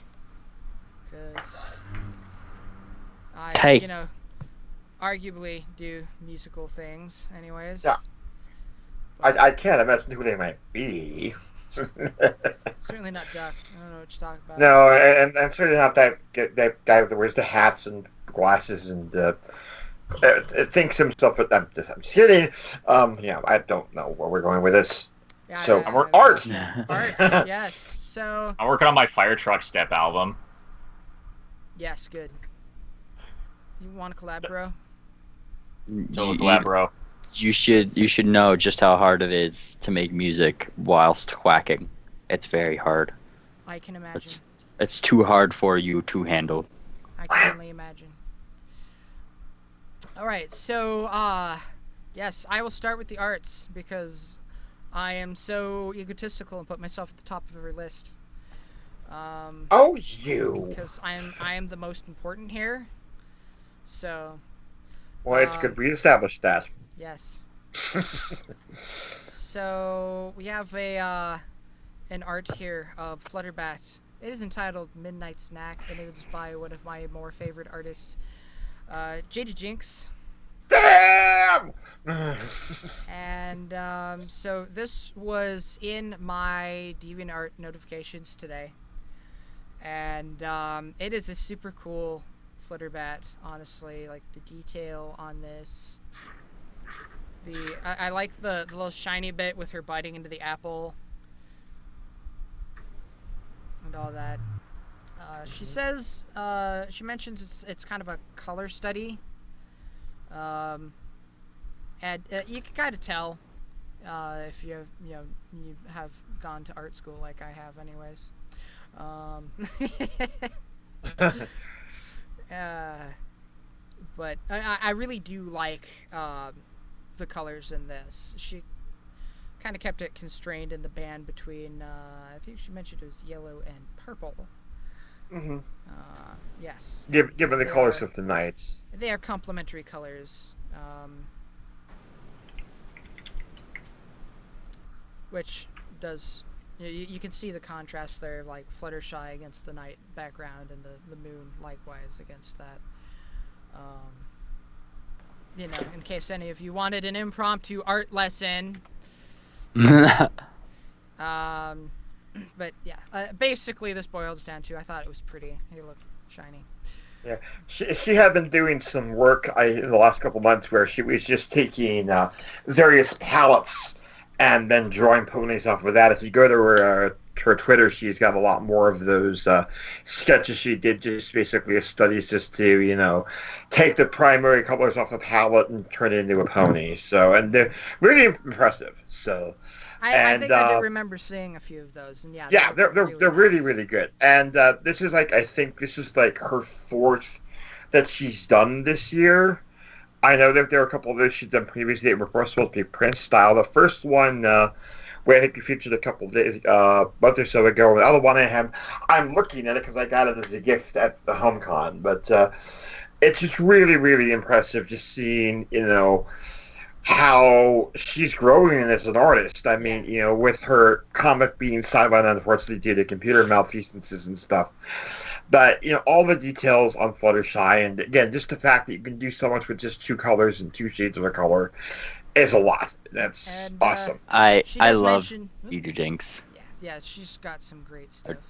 She does mention, if any of you are interested in owning this piece in a physical format and happen to be attending Nightmare Nights, she will be selling it as a print there.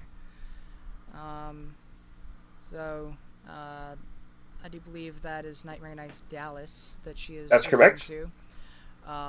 It's the only Nightmare Nights I know of, anyway. So. Oh yeah.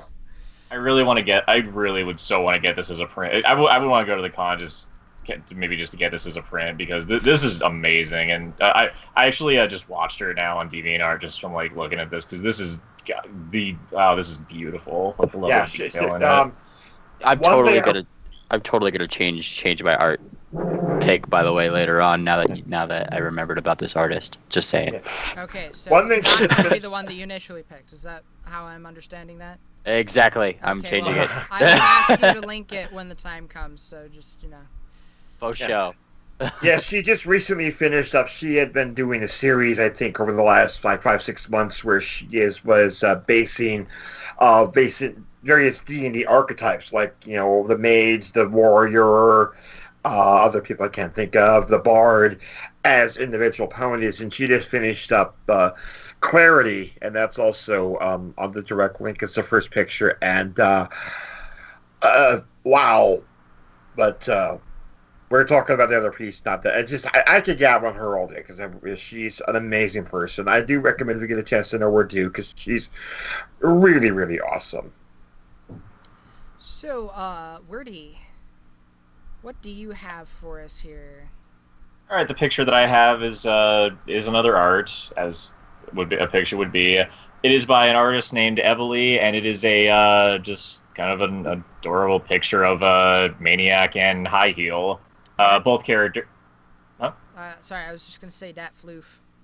That floof, yeah. Just for the win. Yeah, that's one of the main reasons why I really like Evely's art style. Is that whenever they draw I'm assuming draws ponies, they have kind of the chest floof in there. I got a soft spot for artists that draw ponies where it looks like they actually have fur and the detail in that, because I think it looks cool, and I also really like horses as animals too. Floof ponies are cute. That's what I have to say about that. Yeah, and for those of you that aren't maybe as familiar with I'm sure people are familiar with Maniac. High Heel probably not as much. High Heel's a character who appeared alongside Maniac, and as well as several other characters in the My Little Pony IDW annual, which came out I believe 2 years ago. Yeah, it was the one where one of the other villains, right? Yeah, she was basically like the Injustice League equivalent in that the Power Ponies had to fight against. Right. which I loved, by the way. I'm a huge fan of like superhero comics. So as soon as I found out that that was an annual that was coming out, I'm like, all right, I'm so getting on this because I love the Power Ponies episode just because of that. It was actually enough that like I pretty much made my own fan team. That's sort of based off of the Outsiders from DC Comics, if anyone knows who they are. I'm afraid I'm not as into comics as you are, but you already know that. Yeah, I guess again for people that aren't aware. Some of our audience may be and may understand that reference better than I do. Yeah. Yeah, it's just a really I like the designs that she went for of the two of them not in their supervillain outfits.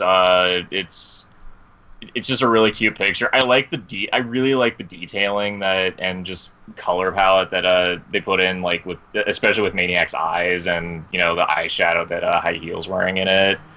I like the very subtle blush. Yeah. Yeah. I'm also really. I'm gonna be flat out honest. I ship these two, just because I'm like that. I'll do that with certain things. I know it's not canon, but it's just. I'm a kind of a shameless shipper when it comes to things like that. Noteworthy. You have a thing here. I do have a thing here. I was going to do Jada James, so I pick her all the time. So I'm going to pick on one of my other friends, Argo. This showed up on my timeline on DA and kind of going, this is just too cute. It's Derpy with her muffin. Here's a present. Oh, I came out of time, crush. I like that she's wearing glasses for no apparent reason. Because she's a genius. It makes her cuter, I think. It does. It's just like it's not explained. They're just kind of there. I can ask Argo, but I'm sure it's just a thing he does because he has glasses too. It's just the glasses Bronies up here in Minnesota. I don't know. It must be something with the sun, but I've actually not had the pleasure of watching one of his SFM streams. I'm bad about that. I kind of find streams like that boring. I probably should watch eventually to see what all the stuff is about. But this is very cute, and was it Duck Preacher about the best song to go? This would be Muffin Dance. I'm like, I know, but the thing I was thinking was just a modified version from Monty Python the Holy Grail or whatever it was basically you could twang into "Message for you, sir," and I say, "Phew. Muffin for you, sir." Whoa, whoa, whoa, whoa, whoa! Crash. God, I love Monty Python. Yeah. So, Doc. Argo's. Argo's. No, go ahead. Sorry, go ahead. What was that, Wordy? Oh, I was just gonna comment on how I love Argo. I think is probably one of the best. I think one of the best. I think like SFM animators. I think in the fandom, everything that he makes is just so fluid and just well animated and just the level. Yeah, it really looks really smooth. And most of us on the team are very familiar with his work, seeing as he's animated several pieces from our first episode of the radio play. It's he makes his animations actually conform to physics with the hair and ears and stuff like that, and that's the best part that I love about how he animates. A lot of attention to detail. He does. I think he prides himself on that because anyone can do SFM, but if you can do it well. And I'm just looking at another one of his pictures. This is a couple from about. This is back in March, where he did something with the alternate universe back when season 6, I think. I'm sorry, season 5 had just wrapped up. Where you have, Pinky and Maud and Rainbow Dash, and again, just all the little things that I think really there's a lot to be said for. And as we talked about earlier with getting backgrounds, just all the little things that you don't look at initially, that after you've seen them in piece, your eyes are kind of drawn to, you just kind of just really are in awe of the vision and the dedication it takes to do something like this, because it's not easy. Don't ever let anyone tell you it's easy, because it's not easy at all. Yeah, well, I've watched the. Oh, sorry. Sorry, I was just gonna say. I think just talking about how good Argo Damon is at animating in SFM. I think that's really interesting. If you go back and look at some of his older stuff, you can actually see how he's progressed and gotten a lot better at it than he actually was. Even just looking at the several clips that he's done of our first episode, because those were done over the course of like a year or so. And you can see a very distinct progression in skill level and the fluidity from one animation to the next. Mm-hmm. And so I think it's just really interesting, seeing... It's a great example of looking at how practice makes perfect. People go, oh my god, you're so good, you're so talented. And it's like, well, yeah, because I do it a lot. Yeah, you should see how I started out. And then you look at some of the stuff and go, oh god. I mean, getting back on Sam, I saw some of her first art. I'm kind of going... And, when you see that and you see the beginning and it's like, wow, you're a horrible artist. No, I just haven't practiced. And, I see her pencil and a pen sketch, and now all the stuff she's doing is just, it's not even on the same level. I mean, it's not even the same planet. I mean, I was just showing one of my roommates the other day some of the stuff that I did with friends back like 10 years ago. Give or take. Just my acting's so stiff, and because my voice was so much higher back then, there's a lot more that I had to do because I was doing a character voice. When I was trying to be more expressive in that voice, I had to force it a lot more just to be able to get the inflection with the voice, like just to even reach the inflection, because I was literally trying to reach the absolute lowest of my range with that voice. As 16-year-old me. Oh god. Which, I still don't have very much baritone in my voice at all. But back then, if you can believe it, I had noticeably higher pitch back then. Like, my voice has noticeably dropped since then. And, so it was not great. But it was fun to do. So yeah, I that's do the believe big that. thing. Is, have fun in what you're doing, because you would do it more, and as you do it more, you will get better. And so, that's the thing. Duck!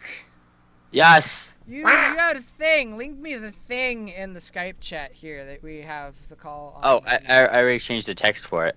Yep, that's the one. That's the one. Okay, so you guys maybe remember because I have to open it up, because I had already pre-opened all the stuff, because I wanted to be all prepared and stuff, and then... Screw preparedness. Yeah, I know, right? We don't give you any chance to do anything here. Oh you my must God. fly with us. I remember seeing this. I So have it favorited.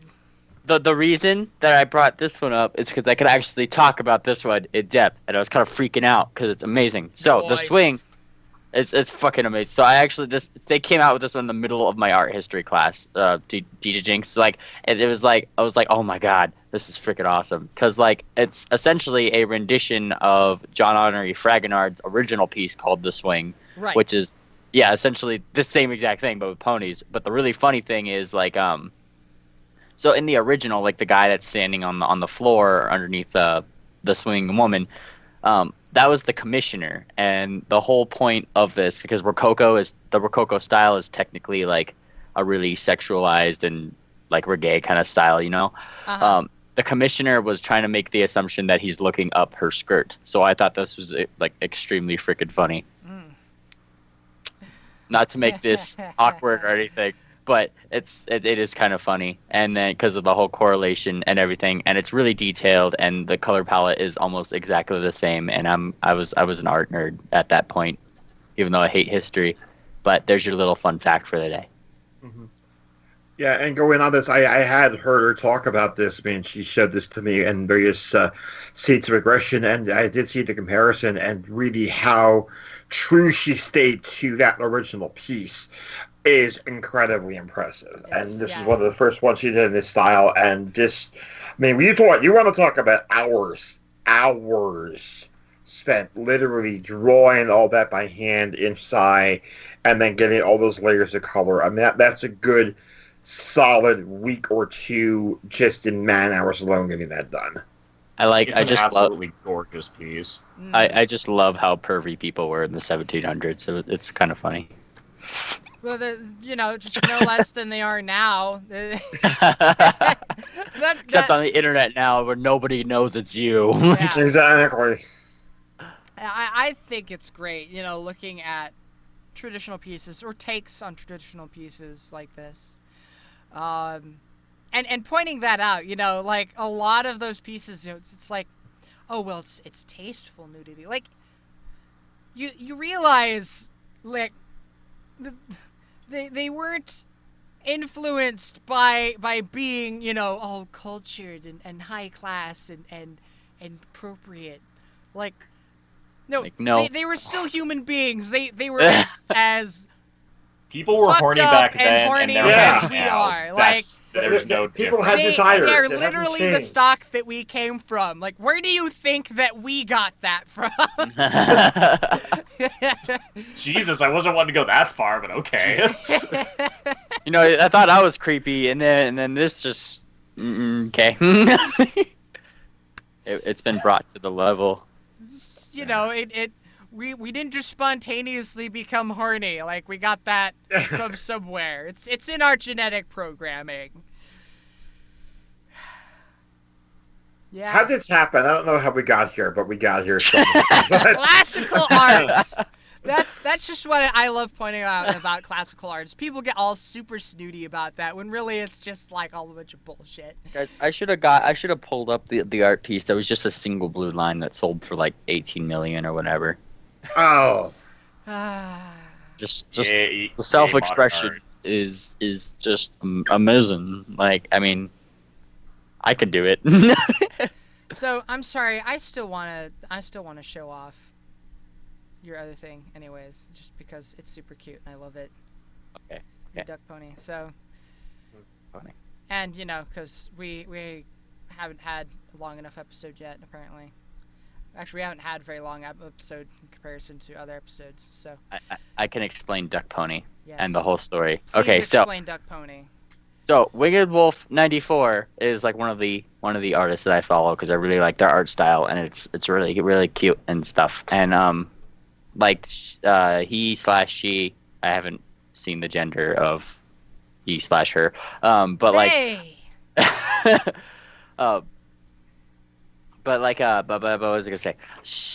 They've been like doing like a lot of like your character here like bids and stuff like that, and I'd never go over like $20 over those things because like it's not worth it, and I'm a poor college student, so I can't. Right. But like she had just like a thing, like she just had 2 slots open for it for a fixed price, and one of them was just like it was like a your character here with like the base of like a pony in a pool with ducks around it. And I had just so happened to have a duck OC because I'm a duck, and there was one left, and in all caps I like sent her a note. I was just like, hey, I need this. Hang on, I might do you get that right now. Let me see. I like it was oh my gosh, it just says ducks and then like a bunch of like exclamation points out, and it's like I need one. So that was the thing. And then she drew it, and I just started flipping out because it was the best thing in the entire world. So that was the story. I like their comment. Man, this is like literally a duck pony. Oh boyo! I do really love this OC's design though. It's the cutest thing I have ever seen. Actually, you could thank one of the followers from Spectra Studio, like my animation group, for that because the duck thing spans everywhere. So like when I first started out at Spectra Studios, like we made like a big thing about like like they made like a big inside joke on the Tumblr with or on our Tumblr with the ducks and everything like that. And that was one of the send-in designs from one of them. Is just like, show this to Duck, give it to him. And I was like, oh my gosh, I am adopting this OC like right now. So you could, it's Terra's Moon. If anybody wants, if I need to give anybody credit for that. I just vectored it out and made it look pretty, and that was an awesome thing. So extremely cute OC for sure. I cannot express the extent of my love for this OC. It's my favorite. I only have almost to degrees of being scandalous for Luna. Is this Luna tier love? Are you on Luna? It approaches dangerously closely to it. She'll find out. She'll be in your dreams tonight, and you still like no. She stays on my bedside stand most of the time, so you know. Also, I think I've encountered I think I've seen this. I just knew the name of this artist today, but I think I've seen their work before today. The Mimikyu glitch, GIF thing that she made is I've seen that before, and now I know who made it, and I'm like, oh, so you're the reason I had nightmares a few days ago. Always judging. It's so creepy. So. All right, I guess that's everything. We haven't gotten any fan mail but email. I'll be honest, I kind of got lazy with trying to check YouTube for comments on stuff, so I didn't really bother with it this time. But if you want to guarantee that we get fan mail that we'll read, I mean, email is really the best way to do that. We have an email address. You can find it in the show notes. It is HAH@equestrianbroadcastingcompany.com. That is, of course, short for Hayfries and Horseapples. But we wanted to be nice and not make you have to type out the entirety of Hayfries and Horseapples at equestrianbroadcastingcompany.com, because they're not quite that sadistic. You should have said you should put the hay in the candle and whatever Twilight said when she was in her drunken, sleepy stupor. That would have been a perfect email. Well, I just hit the comments. Are you people still doing Fallout Equestria? No. And sorry, said yes.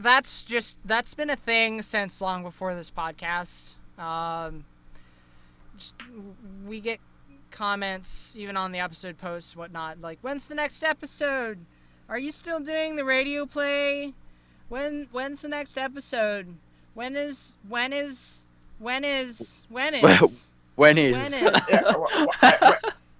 the best answer to that question is, it's done when it's done.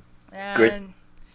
I don't bother, honestly, answering those questions on the podcast comments, because when they're on the podcast comments, they clearly weren't actually listening to the podcast. No. And or they would know that we have addressed that on pretty much every podcast episode to date. Well, devil's advocate, though, these are like 2 hours long.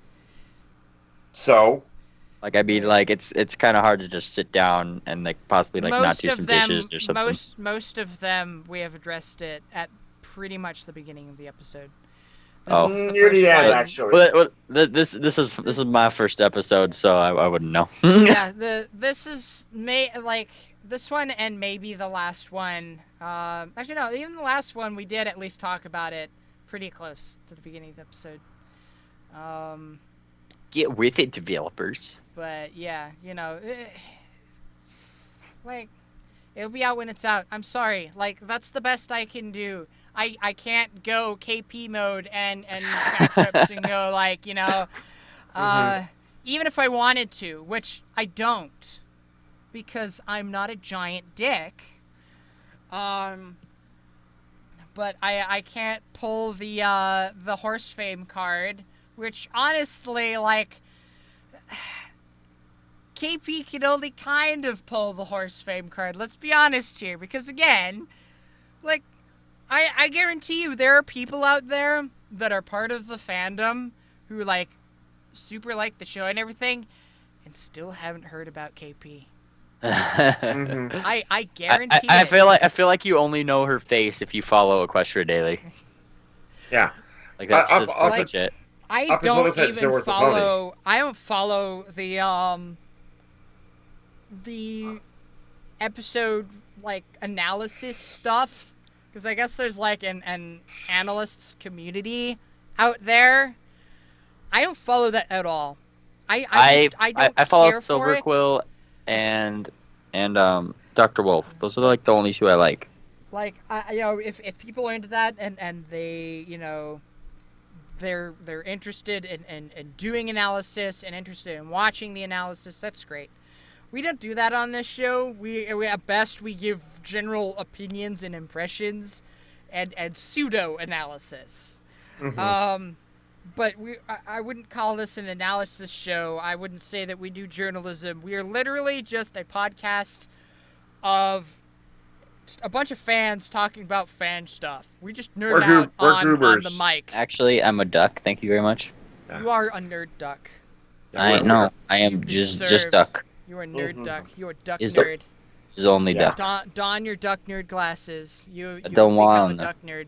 I don't want. Too late. We're just horse goobers. We talk about horse stuff. But Can I be a goofy goober instead? Sure. Yay! I'm okay with that.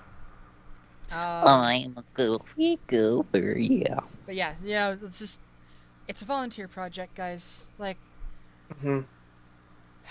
it'll be out when it's out. And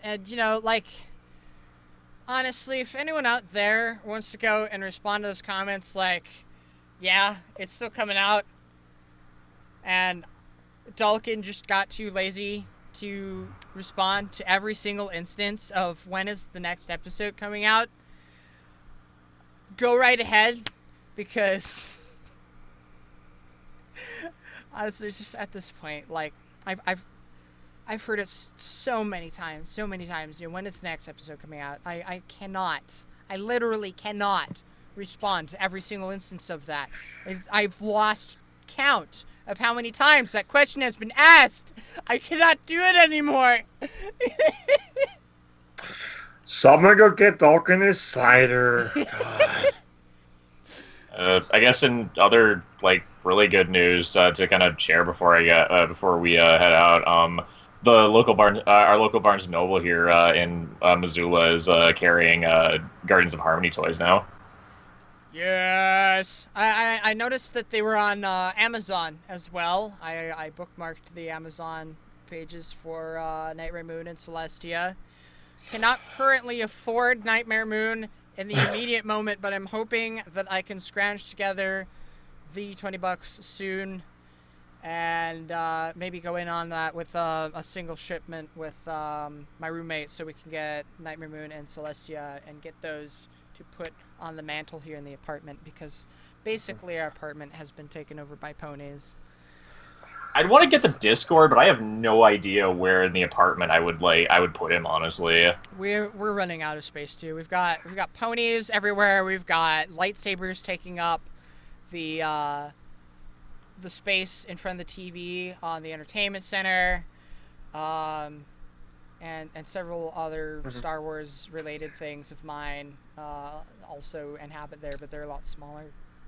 My desk is like the most eclectic mix of like just random stuff, and a lot of them are like those Funko like mystery like mini like figures and stuff. But because I'm into so many different like fandoms, I've got Ponies, Heroes of the Storm.